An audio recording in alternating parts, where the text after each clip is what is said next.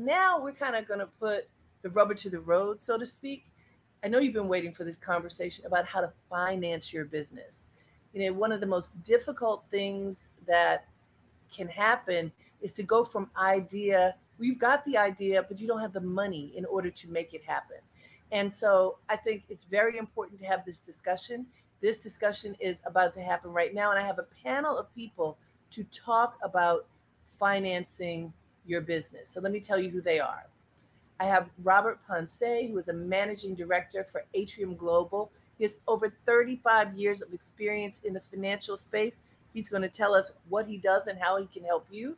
We've got Curtis Archer, who is, since January of 2006, he served as president of the Harlem Community Development Corporation, and he sees his role as essential in enhancing the economic climate for both businesses and residents in the greater Harlem community. And I should tell you that Harlem Community Development Corp partnered with me on the very first Dreamleapers retreat in 2016. We have Kim Kaplan, who is Deputy Director of the Hebrew Free Loan Society, where she works to foster financial stability and opportunity among lower income New Yorkers by providing access to safe, affordable credit in the form of interest-free loans. And we have Terri-Ann Smith, who is a Director and Senior Loan Officer for the Harlem Entrepreneurial Fund.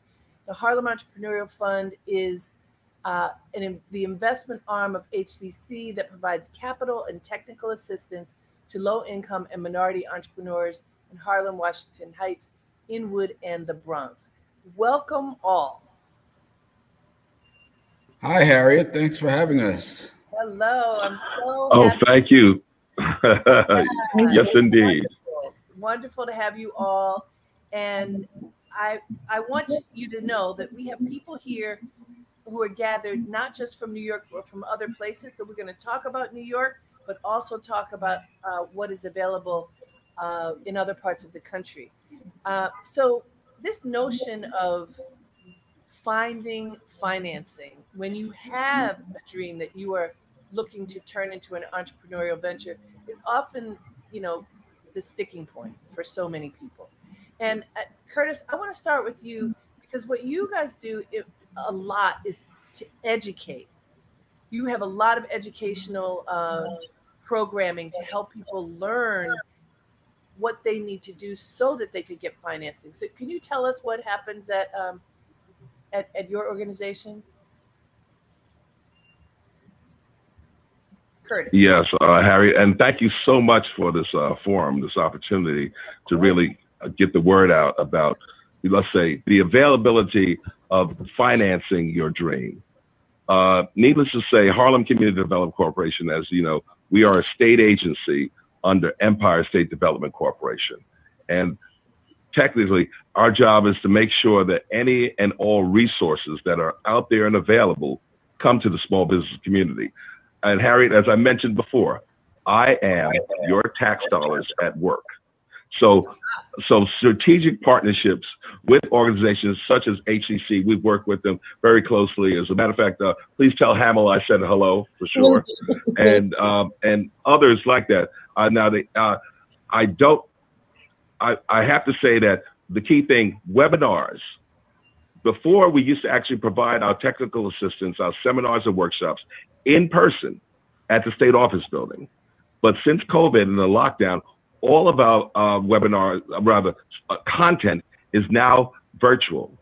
And with strategic partners such as the Harlem Business Alliance, the New York Women's Chamber of Commerce, Start Small, Think Big, SCORE NYC, all of that is now available to all of the small entrepreneurs out there. And one of the things I have to say, Harriet, is that the turnout has been tremendous. Yes. Because now, instead of you having to actually go to a physical location, you can actually just roll out of bed and log on.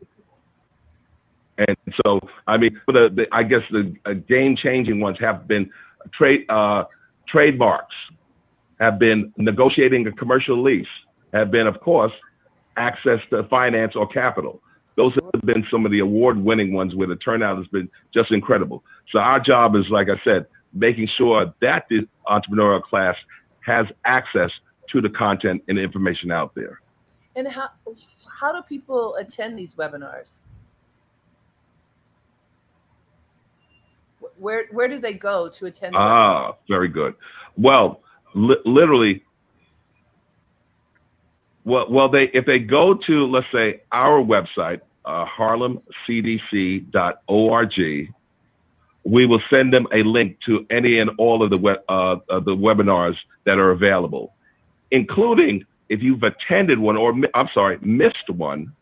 You can actually send us an email, or more precisely to francisco.guzman@esd.ny.gov, and you will actually get the content, the actual webinar that was presented that you may have missed. You will be able to receive that. And even though these are focused on New York, I'm assuming that people anywhere would benefit from the information because it's pretty basic information about starting a business, getting a trademark, etc. Is that true? Yes. All right. Good. So, Kim. That is absolutely true, Harriet. Bottom line is there are some universal practices that every business must go. Excellent. Kim, I'd like to, first of all, I want you to tell us what your organization does.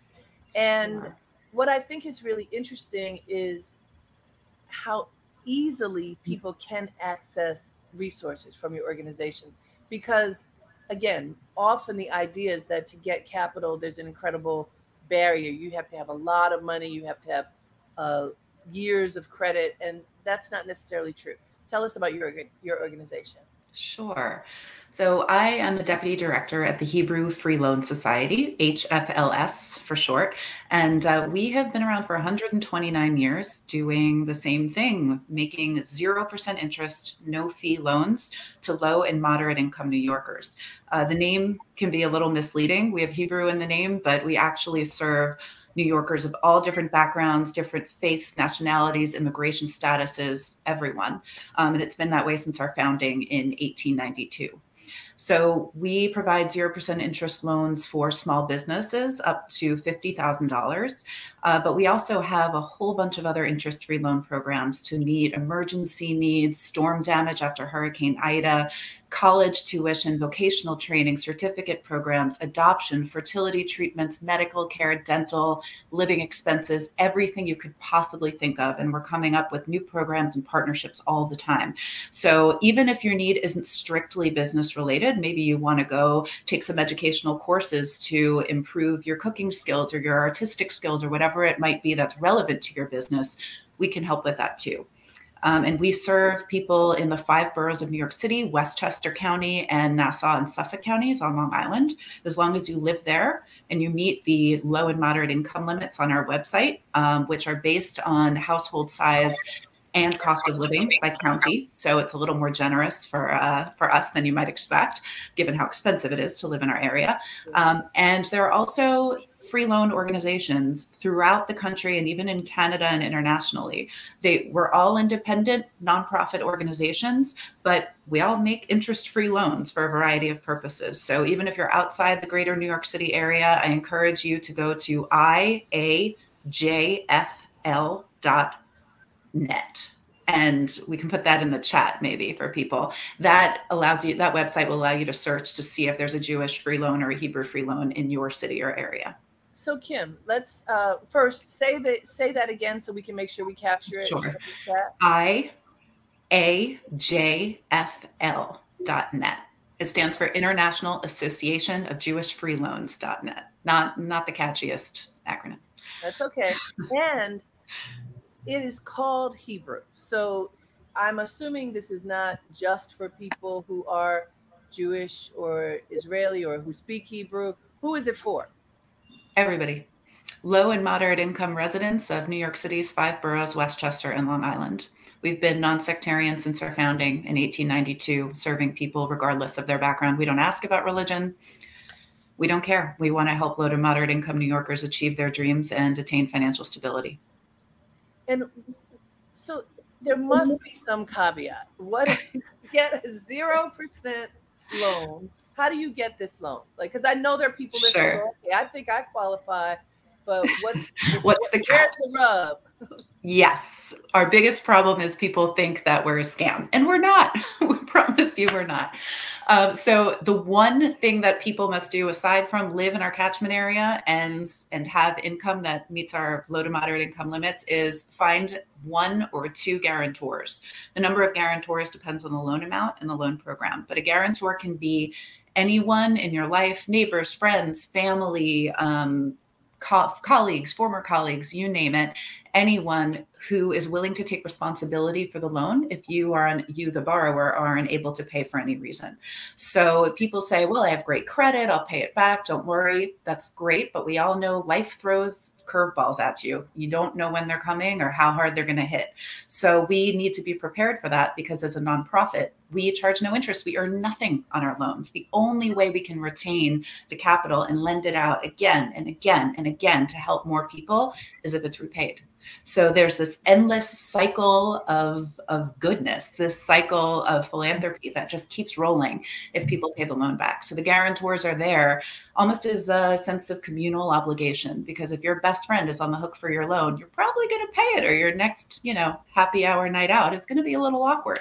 So we find that we almost never have to go to guarantors, and our repayment rate is 99.9%. And that's because there is this element of communal responsibility. We're all in it together, paying it forward so that we can all make it.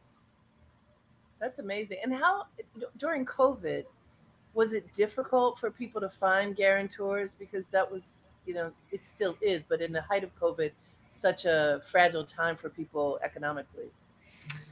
We found that during COVID, especially at the start, everything skyrocketed. Applications skyrocketed. Word was getting out in communities and places and through organizations we'd never come in contact with before.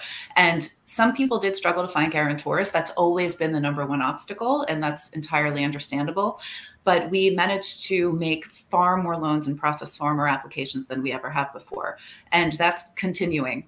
In July and August alone of this year, we made 60% more loans than we did in July of August last year. That's across all programs. So we are here, we're building capacity, we have capital, we're raising more capital, we want to help more people. So even if this isn't right for you, please don't hesitate to spread the word about HFLS to your friends, your neighbors, whoever might need. One last question: what are the terms for paying back the loan? Like, over what period of time typically?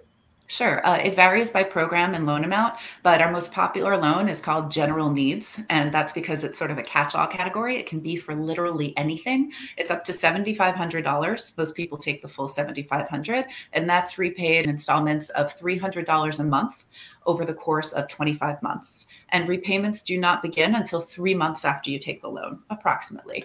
And you have your choice of 2 days within the month to repay. So people can choose the 5th or the 20th of each month. They get a 3-month grace period and repayments start. But because we're here to help people and we earn no money off of our loans, we want to make sure that the debt that people take from us doesn't become a burden. We want it to be a help. So if someone loses their job or their spouse loses their job, someone gets sick, they run into financial trouble they couldn't have foreseen, we ask that people contact us, and we will reduce your loan repayments for a few months or allow you to switch from the 5th to the 20th to give you a little more time. We work with people however we can. We want them to be able to repay. That's great. Wonderful. Terri-Ann, let's go to you. Now, I have had the benefit, even working on this very event, of getting knowledge and support from your organization. And so I know that you all do good work. Please tell everybody exactly what you do. Well, thank you so much for having me. It's been a wonderful event. I love about the empathic leadership. So just to tell you a little bit about Harlem Entrepreneurial Fund, as Harriet mentioned, we are the investment arm of HCC, and we provide access to capital and technical assistance for low-income and minority entrepreneurs north of 42nd Street, Harlem, Upper Manhattan, Washington Heights, Inwood, and the Bronx. And we were instrumental in, over COVID, to do over $9 million in PPP loans. So our goal is to try to help small business access capital that they can't access at our big banks normally. And that's for a number of reasons why they can't access it. Maybe, for instance, they don't have the credit, the loan is too small, just various issues why they might not be able to get capital from the big banks. We have 3 different loan programs that we offer to small businesses. We have a regular small business loan, which is up to $200,000. The term normally 1 to 5 years. And interest rate can vary from 4% up to 12%, depending on the loan, depending on the credit. And also it can be used for working capital, equipment financing, marketing, leasehold improvements. We also have a credit builder loan because we realize that oftentimes for a small business owner, the business is them. And so they might find themselves in difficulties if they had a divorce or something, a death in the family, something happens. So we have a credit builder loan that will help that small business owner to build back their credit so that they can now go back to the big banks or us and get a bigger loan. And those loans go up to $5,000. Clearly, because of the credit issue, the interest rate is a little bit higher, but what it does is to help that business owner to sort of start repairing their credit again. And then in COVID, we realized that a lot of people, they weren't really doing business the way they were. And so we pivoted and we developed a new lending product, which we call our COVID-19 Small Business Recovery Program. And what we wanted to do, it doesn't have the terms like Kim's loans that they have, because there's an interest rate attached to it, but it's 1% over 5 years. And which, if you're thinking about it, there's no bank out there that's offering those kind of terms for a loan. The caveat on that is that the loan amount is up to $15,000. So it can go anywhere from $5,000 up to $15,000, even a little bit lower. And obviously that would depend on your credit, your business need. So those are the 3 loans that we're looking to offer to clients now. And we've seen an increase in the demand because I think everybody has sort of accessed the PPP loans, all the grants that it was out there right after, COVID. And so now people are starting to see what their needs are and looking to go to lending as an option. Excellent. Thank you. And Bob, I wanted to talk to you about when you're looking for a bigger loan, when businesses are at the point where they're looking to grow, to expand, how you get money when you're in that position. You need more in order to get to the next level. How do you work with businesses to make that dream happen? Okay, and first I want to be clear that I'm actually no longer working directly with businesses because I've started my own. I'm launching my own online learning network, but I've been in the space of helping entrepreneurs pursue their dreams and get funding for decades now. So I want to start off just by talking about a 30,000 foot about money and the types of money that's available, because there's kind of 3 categories. There is debt, which means you're borrowing. It means there's equity, which means somebody is investing money and takes a piece of ownership in your company. And then there's this kind of 3rd category that I'll call non-dilutive financing. It could be grants, it could be crowdfunding, where people don't necessarily get a piece of the business, but they get other things. So there are new twists in the game. But it's important to understand, first of all, what type of money you're going after. And second, how are you positioned to get it? So we start off with debt financing. And as a lot of the panelists here can tell you, that's based on things such as income, such as credit worthiness of either you or your business and your experience in business. If you're starting a business, it's hard to get debt financing because most businesses don't get funded until they're at least around for at least 2 years. One workaround for that, if you're starting a business, is that there's something called shelf corporations, where you can actually buy a corporation that has not been that has been formed but has not been put into operation, and you might spend a few $1,000s for it, but it puts you in business 2 years, 3 years, 4 years already. So the first hurdle of business financing is over. So it's basically you're trading money for time. And money can be scarce, but time is time. It's immutable. So the fact that you might be able to increase your fundability by a couple of years by utilizing a shelf corporation and then starting to build credit. The second thing is that, just as you need to learn about how to build personal credit, you need to learn how to build business credit. And those are longer topics, but there's a lot of information and a lot of resources about those things. So those are the things. And also in terms of, when you're talking about debt financing, a lot of times you can get debt financing based on assets. So sometimes you have people, let's say, who have been in corporations for a few years, have a few assets, but are now pivoting. And you talked a lot about pivoting on this live stream. So let's say you're pivoting and you have some assets, you have some real estate, you have some other assets. A lot of times you can collateralize those assets to put yourself in business. Now that's something that, you have to take that, is this something you want to do? Do you collateralize your personal residence? Do you have a secondary residence? But all those things are things that you can use. You had people talking about the music business. There are people in the music business who have royalty income streams that also can be collateralized. So a lot of it is kind of having an assessment about, well, what are your assets, both tangible and intangible, and start there. And then from there, you can start to, create a plan about how you can create your funding. So the other thing I haven't talked about is equity financing. And equity financing, there's a lot of money for equity financing, but again, they're looking for certain things. So they're looking for a business that will scale. The way venture capitalists think is that it's kind of like baseball, so if none of you are baseball fans, please forgive the baseball analogy, but you know a few things about baseball. We're Americans. It's supposedly the American pastime. So baseball players, if they hit 3 out of 10 times, they're considered a good hitter. If they hit 4 out of 10 times coming into the plate, they're going to the Hall of Fame. With venture capitalists, if they hit 1 or 2 or 3 out of 10 times, they're winners because they're looking for companies that they can put in money and get, 4 times, 5 times, 10 times, 20 times, 100 times what they put in. So venture capitalists are looking for businesses that will scale and hit the home run. Now, the good news for us now is that even if you think you don't have the capabilities, the power of an idea can create something that can scale. Let's look at a couple of businesses. Let's look at a business like Airbnb.